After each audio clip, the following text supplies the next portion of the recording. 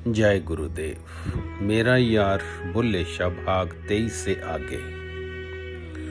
तन को योगी सब करें, मन को विरला कोय। सहजे सहजे विधि पाइए, जो मन योगी हुए। अगले दिन बुल्ले शाह ने अपनी चुप्पी के सब ताड़े तोड़ डाले, जुबान की सब कुंडियां चटका कर खोल दी, आवाज को रास्ता दिया, मुहिमकारी बुलंद बांग से दे उठा। रैन गई लटके सब तारे, अब तो जाग मुसाफिर प्यारे। आवा गौन सराई डेरे, साथ त्यार मुसाफिर तेरे। तैं न सुनिया कूच नगारे, अब तो जाग मुसाफिर प्यारे। ओ कस्बे वालों, तुम इस संसारी सराय में युगों से डेरा लगाए बैठे हो। डेरा ही नहीं बल्कि गलफत में चूर होकर खराटे मार रहे हो। भाई मुसाफिर हो, कब तक घूंगोगे? अब तो अंगड़ाई लो। देखो, जिहालत अज्ञानता की रात सिमट चुकी है। मेरे मुर्शिद इनायत इल्म हक ज्ञान का सूरज बनकर आकाश में पुरनूर हो रहे हैं।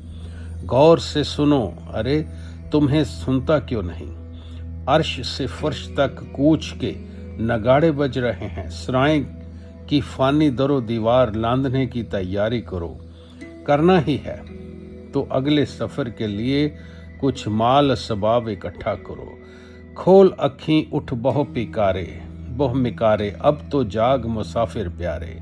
बुल्ला शौदी पैरी पड़िए, गलफत छोड़ हिला कुछ करिए।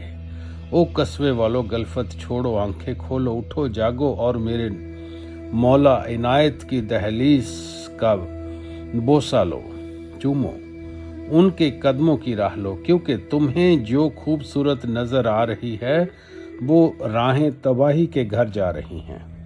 आज बुल्ले शाह ने झिझक का चोला उतार फेंका था। खुल्लम खुल्ला बिल्कुल बिंदास अंदाज में मैदान में उतर आया था। अभी कुछ रोज पहले आलिम फाजिलों की महफिल में तो उसने अव्वल दर्जे की संजीदगी बरती थी, पर आज संजीदे से संजीदे पहलू पर भी रोचक चटकारे लगा रहा था। क्योंकि वह जानता था जैसा देश वैसा भेष। वह महफिल तहजीबदारों की और तमीज़ पसंदों की थी, इसलिए बुल्ले शाह भी उनके सलीकों का लिबास तोड़कर पेश हुआ था। उन्हीं की ज़ुबान में उनको समझा रहा था। पर इधर कस्बे वाले, ये तो आम साधारण जनता थी, सीधे सरल ठेठ गवार लोग थे यहाँ। इसलिए यहाँ घुमावदार शहराती अदब को तकल्लुफ कहाँ चलने वाले थे। यहाँ तो कुछ भी सुनने सुनाने के लिए चाहिए थी। एक नायाब शेखी, अल्हड़ और स्पाटपल, एक लजीज अंदाज। सो बुल्ले ने अपने प्रचार के तरीके का इन्हीं सब गहनों से श्रृंगार किया, ताकि रूहानियत के रहस्य कस्बे वालों को वजनदार बोझ न लगे, सांसों से हल्के और जरूरी लगे। जैसे एक मर्तबा क्या हुआ, पंजाब के एक देहाती किसान ने भरी सभा में मुरीदों की इस टोली से पूछा, तुसी मैनू ये दसो कि जे रब कण कण दे विच वसदा है तां दिसदा क्यों नहीं? एक मुरीद ने भाषणनुमा अंदाज में उंगली उठाई और फरमाने लगे, बेशक रब जर्रे जर्रे में का बशिंदा है, लेकिन इन दुनियावी निगाह से उसका दीदार नहीं हो सकता, क्योंकि माया का पर्दा बीच में टंगा है। कामिल मुर्शिद ने आप इलाही चश्मे वातिन दिव्य दृष्टि हासिल करें, यह निगाह ही इस पर्दे को भेद कर रब का दीदार करा सकती है। बेशक मुरीद का जवाब 16 आने सही था, लेकिन यह इतने बोझल लेक्चर के तौर पर पेश किया गया था कि अचानक देहाती के हाथ अपना सिर खुजाने लगा। साथ खड़े मियाँ तो बेधड़क उबासी ले रहे थे। उनके साथ मियाँ इधर उधर देखते हुए उबाऊपन का इजहार कर रहे थे। ऐसा ही बैरंग आलम सारी संगत का था। बुल्ले शाह मौके की नज़ाकत को समझ गया, इसलिए वह अदब बीच में दखल दे उठा। मेरे बड़े वालिद जो फरमा रहे हैं जरा आप उस पर गौर फरमाओ। सारी संगत का तवज्जो इस बुलंद आवाज की ओर सरक गया। अब हमारे बुल्ले शाह मियाँ ने प्रचार की कमान संभाली। अपने तरकश से ऐसे चटपटे, लतीफ और दिलचस्प लफ्जों के तीर छोड़े जो कि सीधा सुनने वालों के जहन में जा धसे। बुल्ला दिल बहलाऊ ढंग से बोला, देखो मियाँ, तुम इस किस्से को यूं समझो कि जो रब एक हसीन दुल्हन है, उसका हुस्न नूरानी है, जर्रे जर्रे में समाया है, पर उसने अपने इस चांद के मुखड़े पर लंबा घूंघट काढ़ा हुआ है। उसी की वजह से हमारी निगाहें उसका दीद नहीं कर पाती। उसदा मुख एक जोत है, घूंघट है संसार। घूंघट में वह छिप गया, मुख पर आंचल डार। और इस घूंघट को उठाने के लिए एक शर्त है, आपको मुंह दिखाई की रस्म निभानी होगी। दुल्हन के आंचल से शगन डालना होगा। इस शगन की रकम आपके दौलतगाहों और मिल्कियतों से नहीं मिलती, कामिल मुर्शिद के इलाही दौलत खाने से ही मिलती है। अचानक माहौल हंसों हो चला। संगत मुंह ढांपे खिलखिल कर हंसने लगी, मगर इस खिलखिलाहट के फव्वारों में बुल्ले शाह के इलाही तराने उड़ नहीं गए थे, बल्कि ये हंसीदार नगमे अब सीधा उनके दिलों दिमाग में गूंज उठे थे। आगे भी प्रचार के इस दौर में अनेकों अनेक खुशगवार वाक़े घटते चले गए। एक दफा बुल्ले शाह की भिड़ंत कुछ कट्टर कर्मकांडियों से हो गई। जी हाँ, जो भिड़ंत ही कहेंगे, कारण कि ये बुल्ले शाह के मस्त अंदाज के साथ उसकी बिंदास बेवाकी भी देखने को मिली।